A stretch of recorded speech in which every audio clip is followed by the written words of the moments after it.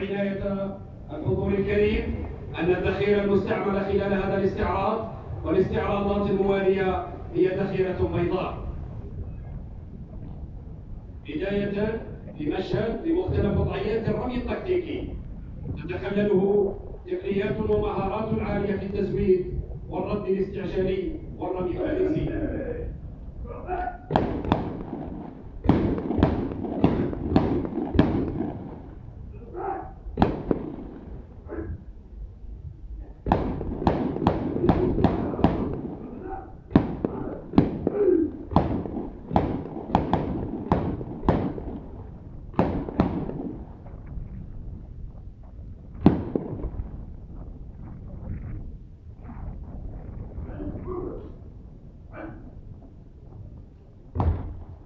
هذه التقنيات تبرز جانبا في تحضير وتدريب افراد الوحدات بهم جاهزين.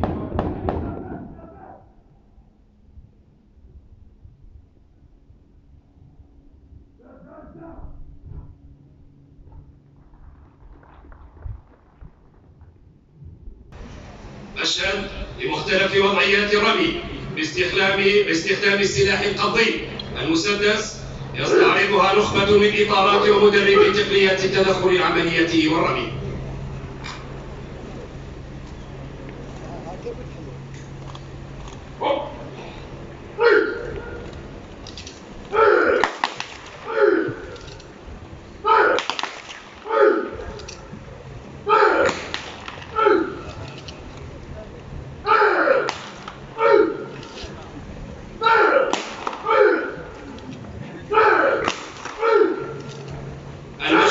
يجسد فيه دور القائد ودور مدرب الرماية الذي يشرف شخصيا على تحضير المجموعة وتقديرها والوقوف على مدى الانضباط والصرامة في التنفيذ.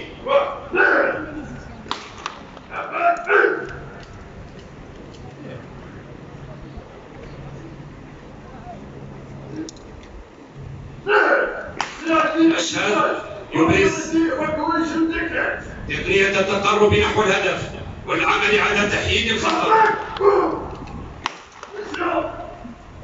مع إبراز كيفية إجلاء أحد أفراد المجموعة الذي أصيب بطلق ناري أثناء التدخل. الإجلاء يتم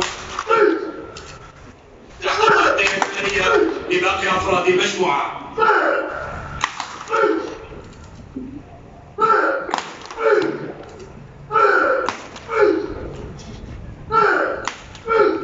استطلاع ميدانية لتفاجأ بأعينة نارية معادية وتتولى المركبة الثانية وسيلة الدعم والإسناد بهدف القضاء على الخطر والسيطرة على الخطر.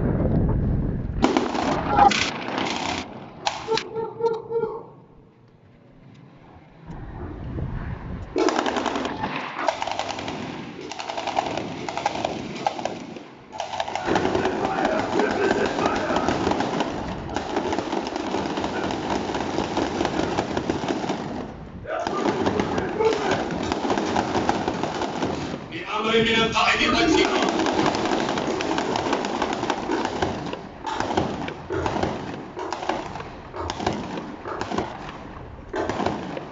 تتجلى شجاعة القائد